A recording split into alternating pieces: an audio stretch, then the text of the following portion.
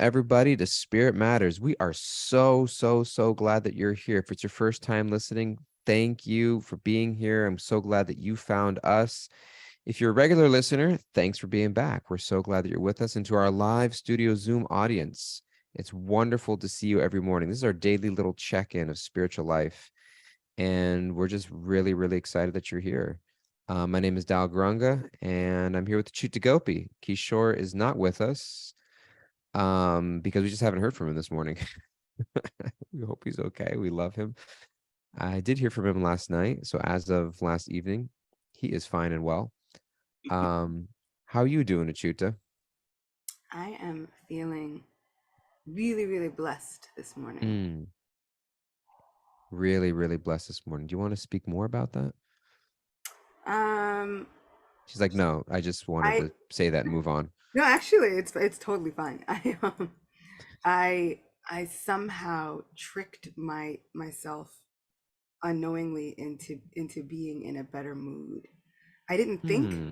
I was in a good mood. Like when I woke up, I didn't think I was in a good mood earlier, and then I wound up looking through my like stock of photos, and which then led me to look at other photos of other people who spiritually inspire me. And before I knew it, I was just feeling so incredibly thankful.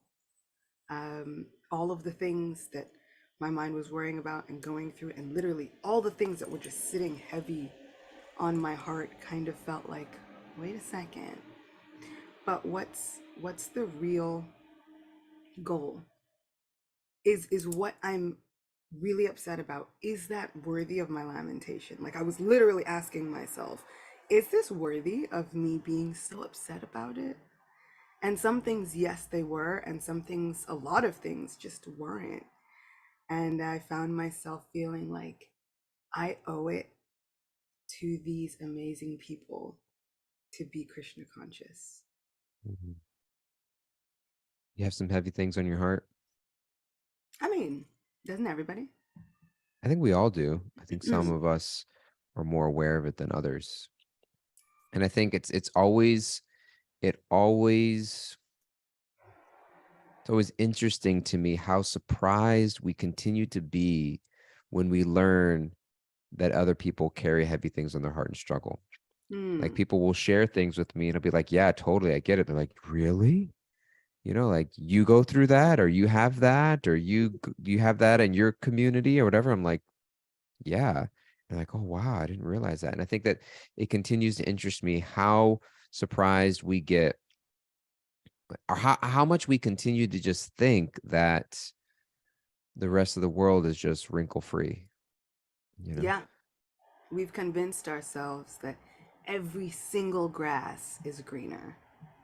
all of it. Um, and Bhagavad Gita says that from the planet of Lord Brahma and Lord Brahma himself down to the ant, the most like minuscule, small Mm. particle living entity, everyone is struggling with And I the think successes. I was I was preparing this Gita course that I did a little earlier in the year, and I was working with Keshav Swami, formerly known as Sutapa Prabhu before he took sannyas. Yeah. And he's a gem and he was amazing and he helped me build so much content. He was talking about how, because part of it was doing like a preliminary part of the Gita, like the because so often we just read the Gita, but we miss the context of it being in the Mahabharata, and about how much the context of the Mahabharata adds to the intrigue, or the heightened emotional intensity of the moment, about like, why did Krishna speak the Bhagavad Gita to Arjuna? There were 5 Pandava brothers. I'm like, why Arjuna? And when you look at the life of Arjuna, just how well together this man was put in so many ways, in terms of his being the best archer, being, so accomplished in so many things. And like, if anybody, we just think, okay, Arjuna is just like like we meet in the Gita, we meet Arjuna in this puddle of despair where he just can't keep it together. But it's like, backtrack a little bit and just see how, quote, I mean, like he would have at least 15 million followers on Instagram. Like at least Oh yeah. I he mean, would maybe even like no brainer. hundreds. No, He would yeah. He was he's like that a Cristiano Ronaldo, he was like that good looking. He was super that good looking, charismatic. He was very that much so. appealing across, it was like cross gender. It didn't matter who you were. It said when he walked into a town, everybody stopped and stared. Men, women, everybody in between. Everybody was looking at this person and they were just like, what is it with you? Like, Ooh. what's happening here? Paul Davies saying he'd be huge on social media, certainly. So this guy, you look at it, and then it's like, oh, it's like, wow. Like I'm still, and maybe I referenced this before, how many celebrities are canceling tours or moving out of the spotlight for just personal reasons, like struggling in the light of just keeping it all together. And so I think that the Gita itself is, because you were asking, like, is this worthy of lamentation? Which is where the Gita starts. Krishna says, you are lamenting over that which is not worthy of grief. And so I think that no matter who we are, we find ourselves in places where the world weighs on us a bit, where we find out. And you said this, maybe it was Tuesday. I remember you're talking about not having kids won't solve your problems. Having Where them it's won't solve your problems, and not having not them having won't kids solve won't your solve your problem. problems. Getting married will not solve your loneliness. Not getting married will not Won't solve solve your loneliness. your It's loneliness. And absolutely so true. I think that also that what you mentioned in that episode, or what I remember you sharing with me, is that, like, the lessons or the growth that we are destined for will find us.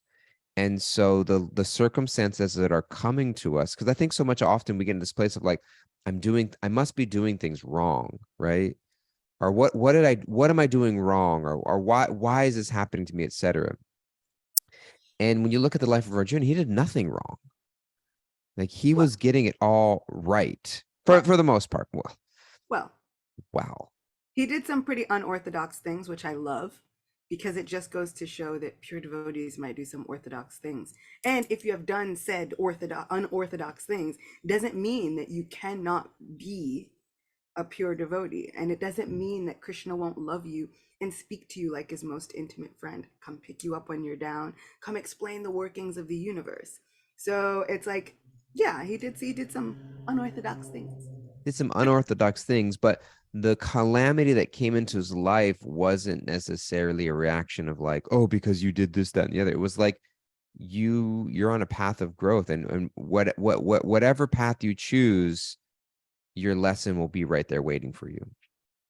And so I think that's the case of Arjuna, and I think that's the case for all of us in spiritual life. Like, I'm sitting here in front of a microphone, I'm the one that's giving this podcast with you, etc. And I think people, part of what us being here, part of what I was just asking the question was just like, for people to know that, like, we all go through it on one level or another. No amount of spiritual aptitude um nullifies you from experiencing the crud of the material world, and experiencing whether it's loneliness, or whether it's doubt, or whether it's insecurity, whether it's fear or anxiety, etc. It's just, to what degree now, how do I respond to that in a way that it crushes me or takes me away, etc. Or even Arjuna is like, on I think more than ever, what it's meant to teach us is that to never think that I can do this alone.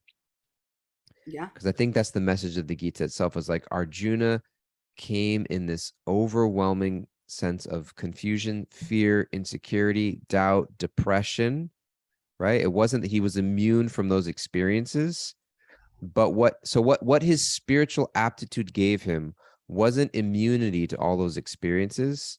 It was a sense of where to go when I'm in the midst of it.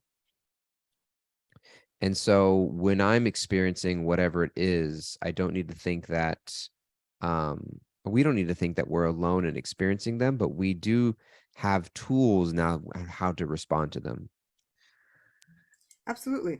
And getting to Kunti's prayer, and she's saying something incredibly bold. She's like, let the calamities come again and again, but why? If Mm. that is the price of admission, into loving Krishna, into experiencing the miracles that occurred every time he came personally to claim us as his own and save us. This woman is Mm, ready and willing to pay that admission price again and again and again, life after life after life. She doesn't mind it mm, because she's realized that there were such huge blessings that came out of it. And I think we lose that. We lose that mm, viewpoint, especially when we're in the midst of it. We lose the fact that big, huge blessings can come at any moment out of the situation that we're in. mm. We start getting into the idea, oh, Krishna will never change this. Krishna can never bless me. Krishna will never. And the only thing that he's never going to do is walk away from you. Other than that, everything else off the table. The only thing he's never going to do is walk away from Do you have, you. I'm gonna poke here. Do you have a circumstance, instance, memory, life event that in the moment felt like there was no way out, the world was crushing down, this is the end of the world, and then as you move through it, and then now looking back, you can see how um, it's helped you grow or made you who you are today in a way that almost can make you feel grateful for it? Mm. I think, um, to be completely honest, the entirety of life as a Black female person, it My gosh, kind you of, said that at the exact moment that Pasha said that yeah, in the yeah, chat. it's I feel exactly like what that's the life is. life of a Black woman in America. You guys said that at the exact same time. Yeah, it is. It is. It's the life of female bodies in general. Hmm. It is especially rampant and quite strongly sensed for Black females. Our sorrow doesn't even mean the same as everybody else's.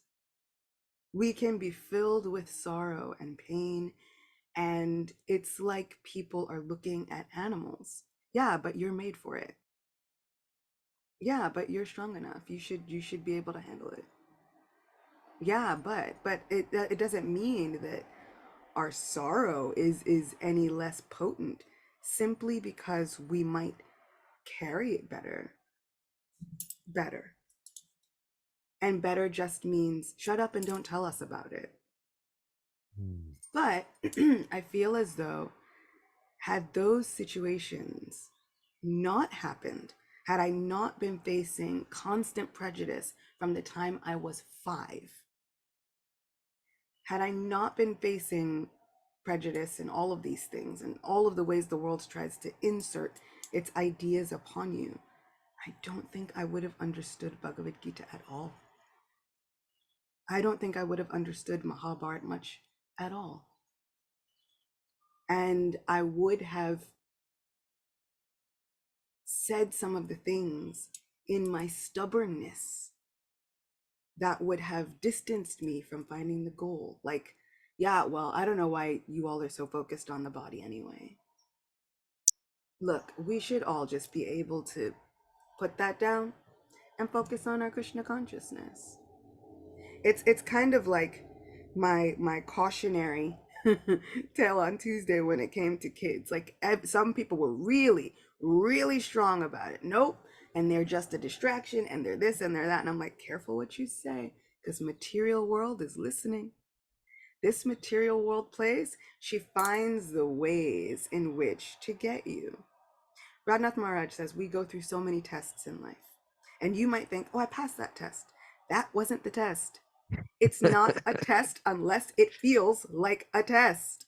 It's not a test unless you are in anxiety. That was just the intake form. Yeah, that was just the preliminary. That's not the test. Then we get into the thing, we're like, oh my God, this hurts. Why would you do this? That's the test.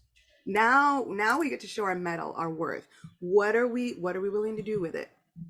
Are we willing to go through this situation and, like you said, understand immediately, I can't do this alone.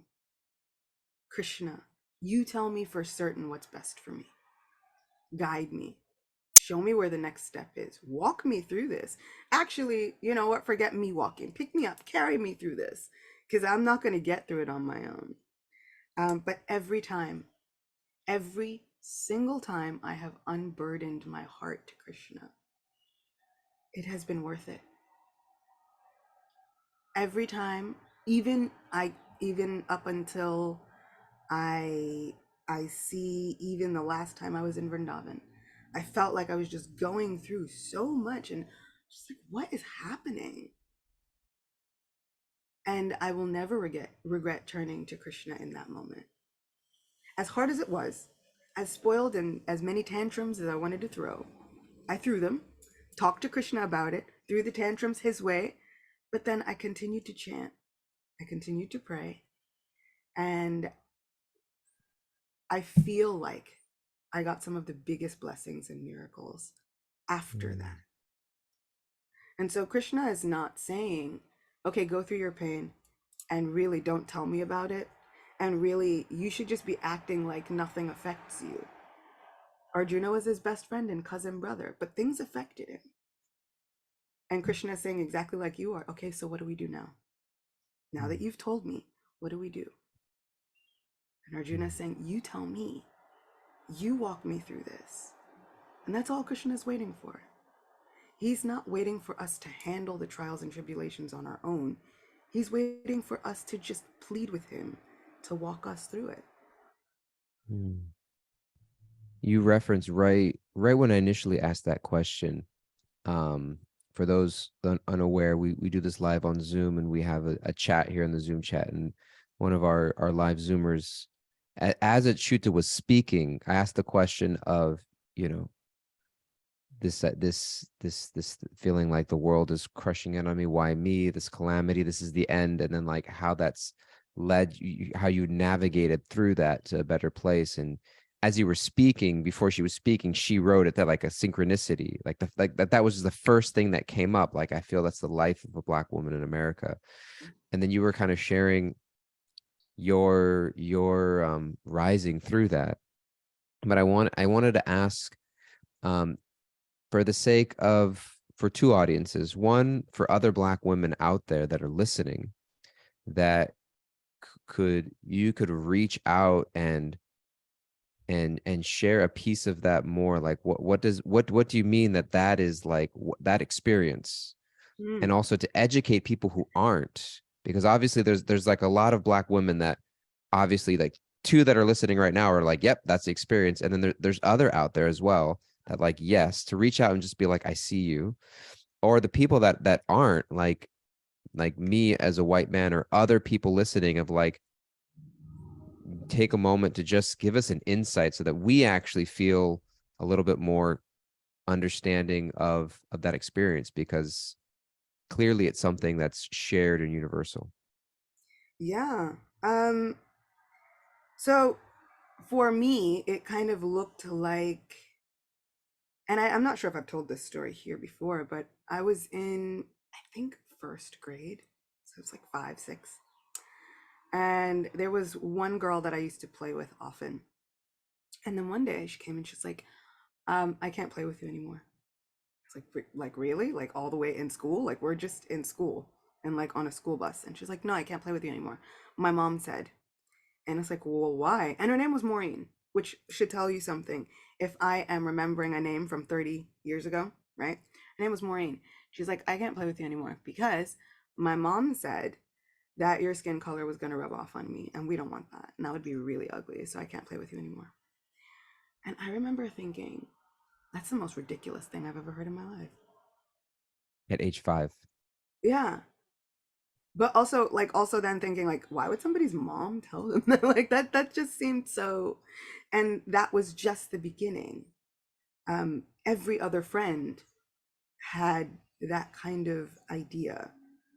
I have a book of poetry, and in that book of poetry, I did one of the scariest things that I could do, which was to talk about my color, to talk about the fact that what it means to grow up in this place where everyone are different shades of this brown, peach, beige color, but there's constantly a distinction. Oh no, but not brown like you, not black like you. There are so many people, they're like, no, no, no, we're brown, you're black. And when you get that distinction, even in a spiritual community, because you'll find it, it will be there. What do you do? For me, I had spoken about my brown color and the way that it relates to so many things that Krishna loves, his butter pots, the dust of Vrindavan, the beautiful peaks of Govardhan, and thinking Krishna doesn't care. He doesn't mind. He's never minded. In fact, those are the things that are most dear to him. I should be celebrating this because it will make me think of Krishna. And when I tell you, Dayal, the backlash that I received from spiritually minded people was a lot like, how dare you? How dare you ever even think to compare yourself to such holy things as Govardhan, the dust of Braj? That was painful, which is why my profile picture now, especially on Facebook, is a picture of me hugging Govardhan. And if you look close, we the same color. So for me, I felt like being there in that moment was full circle. All of the fears, all of the tests, all of the trials, all of whatever, in that moment, they didn't matter because I was there hugging the same Govardhan that Krishna would walk on and give all of his love to. It groomed me not to need people quite so much, but to need Krishna more and to have faith that he would send the people that needed to be there. So if we're ever thinking about, how can we relate? What can we do?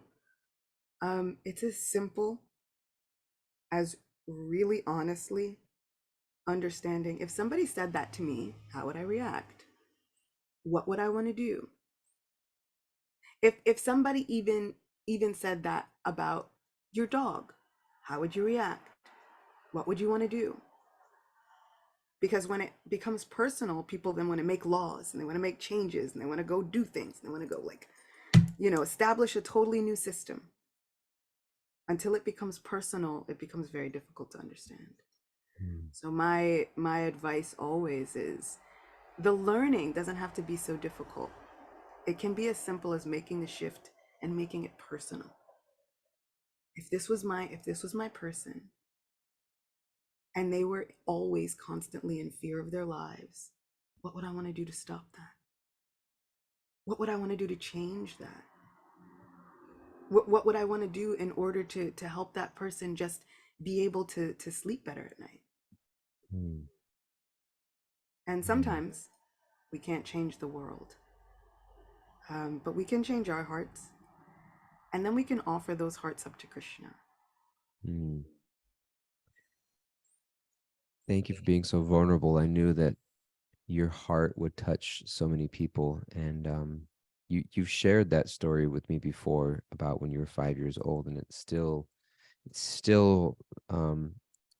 I won't say surprising because we know the climate that we live in or have lived in and continue to live in, but still almost is shocking to the system and hard to process. And I thank you for sharing. And there's a number of follow-up questions I want to ask, but that maybe I think it'd be really beautiful to pick up on this tomorrow Yeah, let's do it. because we're at time, but there's so many questions. I mean, one of the things that came up to me immediately was just, you mentioned spiritually minded people, but like, and then in our chat, there was like spiritually minded, quote unquote, like according to who. And I think that's also so much related to what we are discussing now in the Gita, where Arjuna is asking that question, like, what does it mean to be spiritually minded and those qualities, etc., as well as just the question of like, what continues, like, why are you still here? that question. So though all that and more tomorrow. Yeah. um Yeah, and I'll tell you why I'm still here. she'll tell It'll you. be great. It'll be great. And but we're gonna hear from Kimberly real quick. Kimberly, who is our taker awayer, and then we'll get a few takeaways and some closing words, and then we will close out. Yeah. So today I'm taking away that we're never alone and I'll go through it in one way or another. And we have the tools to respond. And through our situations, big blessings can come out of it because Krishna is always there to walk with us and guide us. Mm. Thank you, thank you, thank you. Did you want to put a closing word in there, Chitta, or you feel like you closed it? I had a closing word, and then I was really appreciating that Kimberly really is a good, like she really is good at weaving these things together. She's the summerist, Baldevi calls her, the Yeah, summerist. it really is good. Um, I am fortunately feeling today like Queen Kunti is right. Mm. It's worth it. No matter what it is that all of us are going through, because there's always something. No one is unscathed. But today I can promise you it's worth it. Mm. Love it and love you so much, Achyuta. My takeaway is I need to spend some more time with Achyuta and just connecting as a friend. Achyuta owes me a lunch or dinner date at one of the best vegan burger shops in the city in Soho. And so I'm going to take that rain check. But I appreciate you, and it's been a desire of mine. We connect here on the podcast. We see ourselves at Thursday Night Kirtan, but we haven't connected outside of that. And I feel like we get to know each other so much, but there's so much more of being able to just go and spend some time. So I'm putting you on the spot Okay. in front of everybody here. Accountability factor. Thank That you. my takeaway from today is that I need more of you and your stories in your life, in my life. And I appreciate you, and I appreciate everybody listening. And thank you guys all so much. And we look forward to seeing you again next time. Take care, everybody. Please tune in tomorrow. We're going to continue this conversation and follow up with more questions. And look forward to discussing it all with you then. See you then. Bye-bye. Take care.